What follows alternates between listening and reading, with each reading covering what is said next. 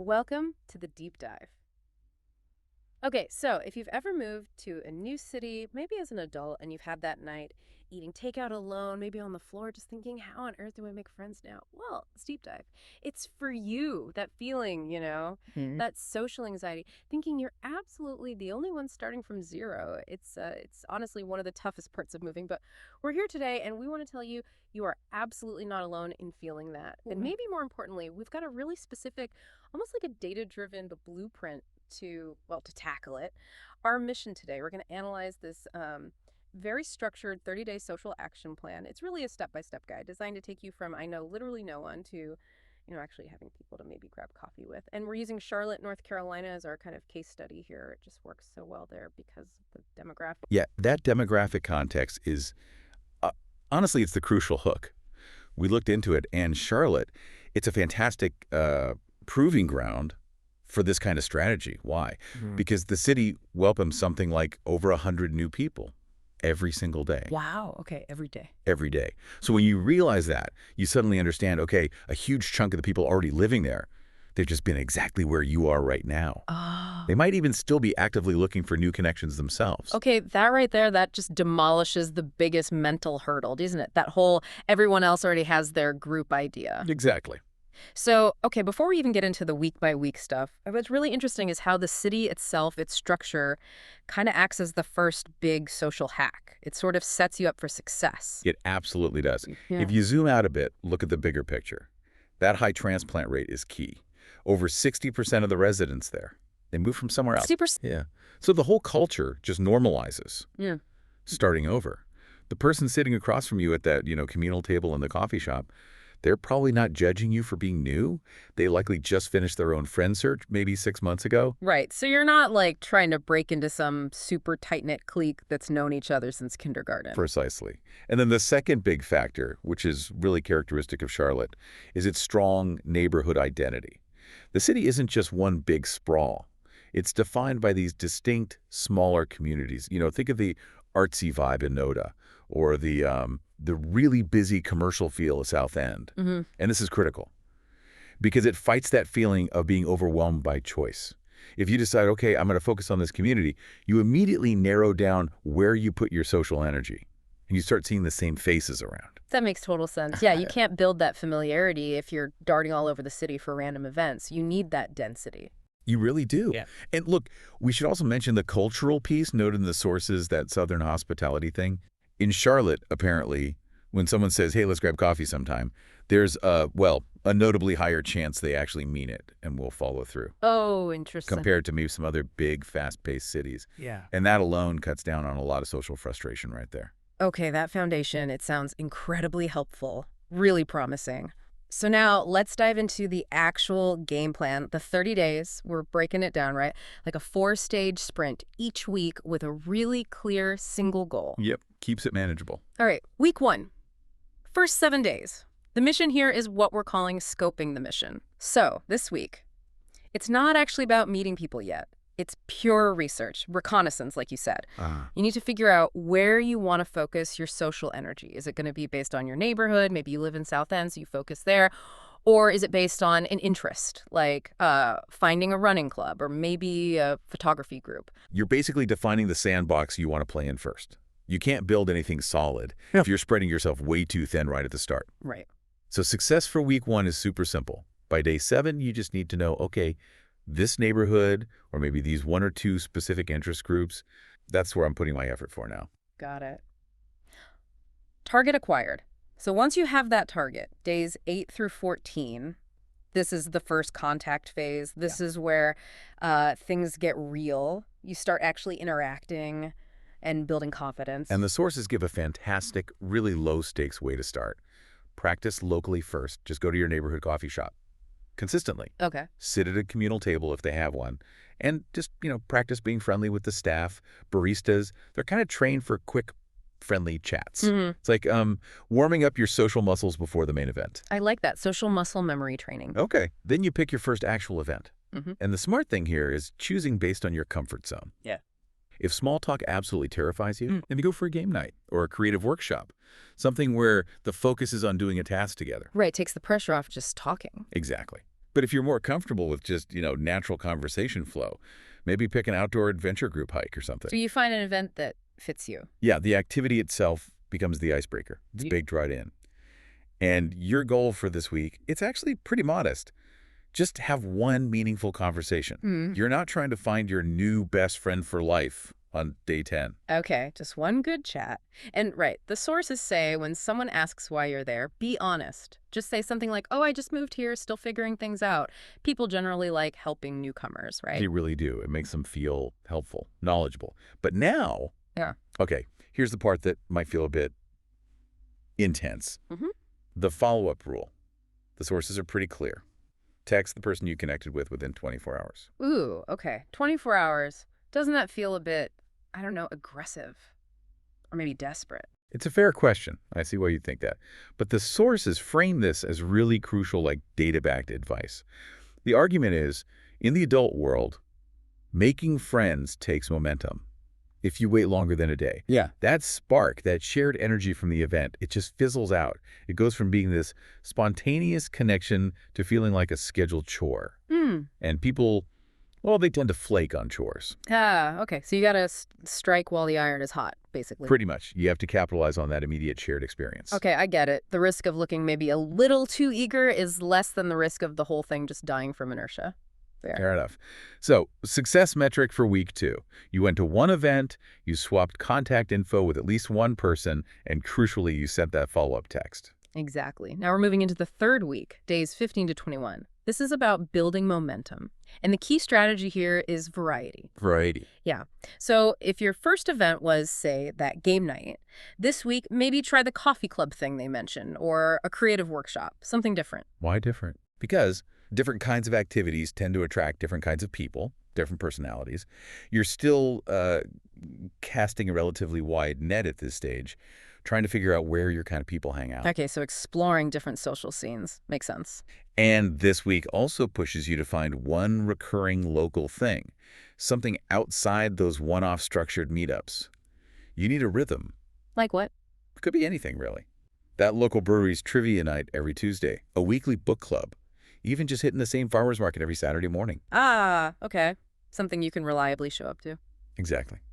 We're aiming for familiarity now. The goal here is you start feeling more comfortable just being in these places, and crucially, you begin seeing some familiar faces when you're just out doing normal stuff, not only when you've paid an entry fee for a specific event. Right, it starts bleeding into everyday life. Okay, so by the time we hit week 4, the final phase, deepening connections, days 22 to 30, we're nearing the end of the month.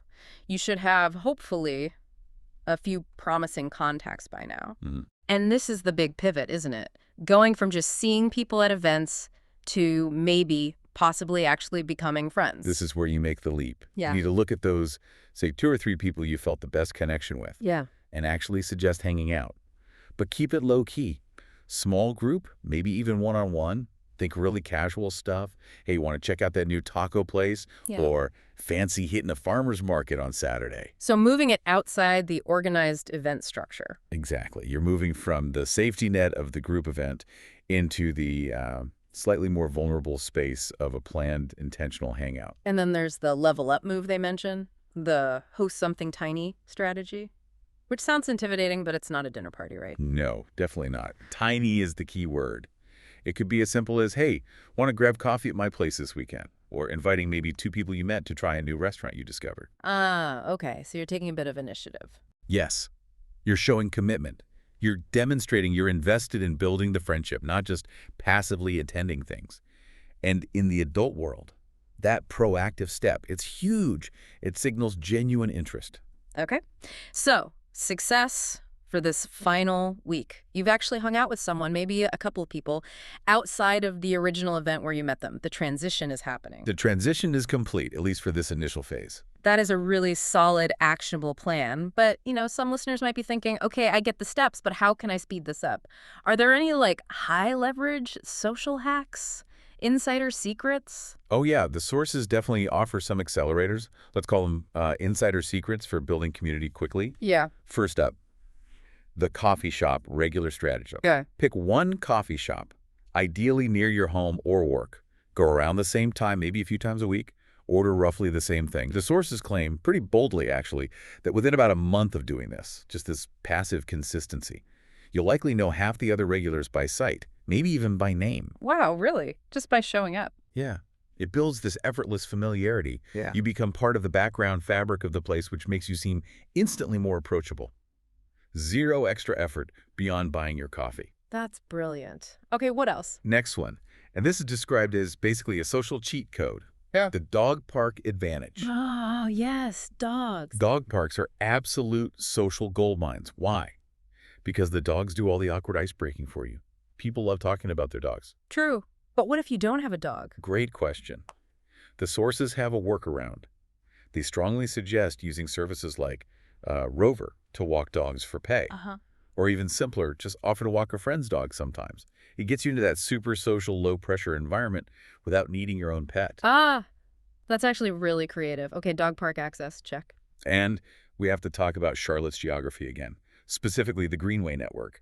Places like the Little Sugar Creek Greenway, they naturally bring the whole fitness community, runners, walkers together. Mhm. If you start running or walking there consistently, you just naturally start forming connections with other regulars.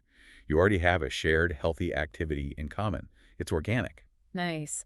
Leveraging the city's infrastructure. And finally, probably the most potent accelerator, the volunteer fast track. Volunteering is called the friendship cheat code Why is that? because working together on something meaningful for a shared purpose, it instantly bonds people. You skip right past all the superficial small talk and get straight into collaboration and teamwork, and that builds trust and connection incredibly fast. Okay, those are some powerful shortcuts, but let's bring it back to reality for a second. Making friends as an adult, it takes real effort. Emotional labor. Really? Right. What are the common roadblocks people hit? And how does this plan account for, like, burnout? Good point. Roadblock number one is definitely that nagging feeling everyone else already has their groups. We talked about why that's statistically unlikely in a city like Charlotte. Rate the transplant numbers. But knowing the stats doesn't always silence the feeling, does it? So the real counter here isn't just logic, it's consistency. You just have to keep showing up even when that little voice is whispering doubts. Persistence overrides the feeling eventually. Let's keep pushing through the awkwardness. Yeah. Okay. What's roadblock number 2? Pure exhaustion, honestly.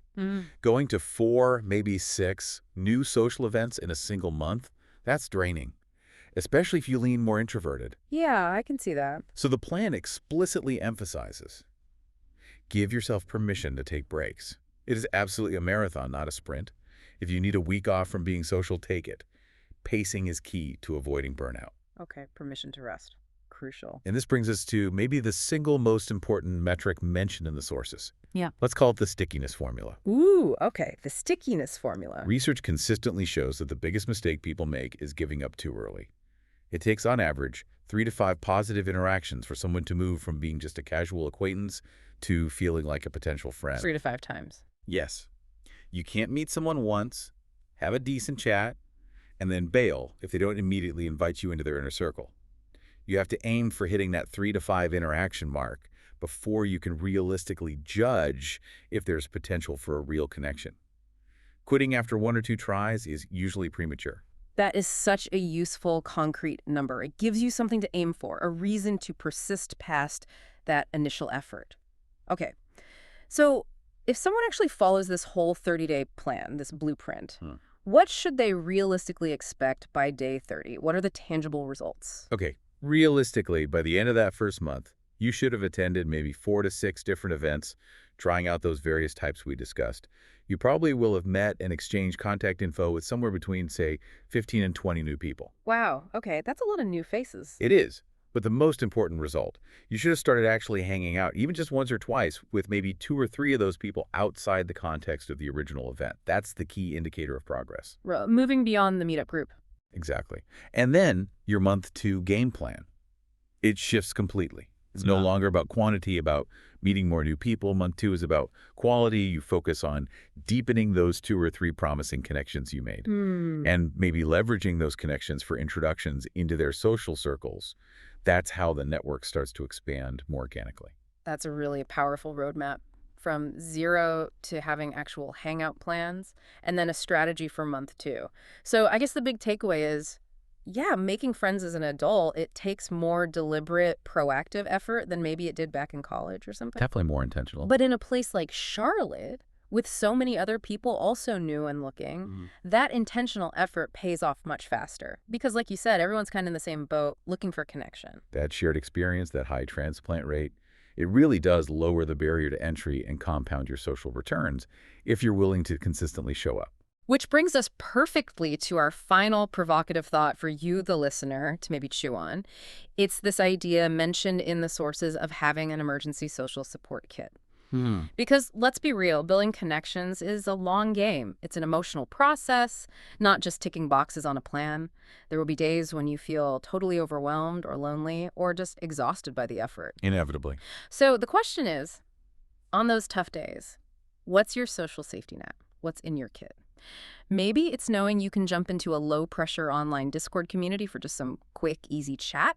Maybe it's knowing that the local coffee club always meets on Wednesday and it's an easy, no-pressure place to just be around people. Or yeah, maybe it's even simpler. Just knowing you can go to a specific comfort food spot like that Amelia's French Bakery they mentioned, where the atmosphere feels welcoming, or, Right? the staff. Exactly. Having that pre-planned kit ready, it acknowledges the emotional side. It reminds you that support is available even when you feel like you just can't face another structured networking event.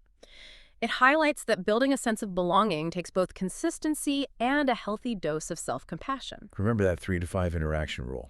Trust the process. And maybe just start by picking that first neighborhood or interest group to focus on. Great advice. We'll catch you on the next deep dive.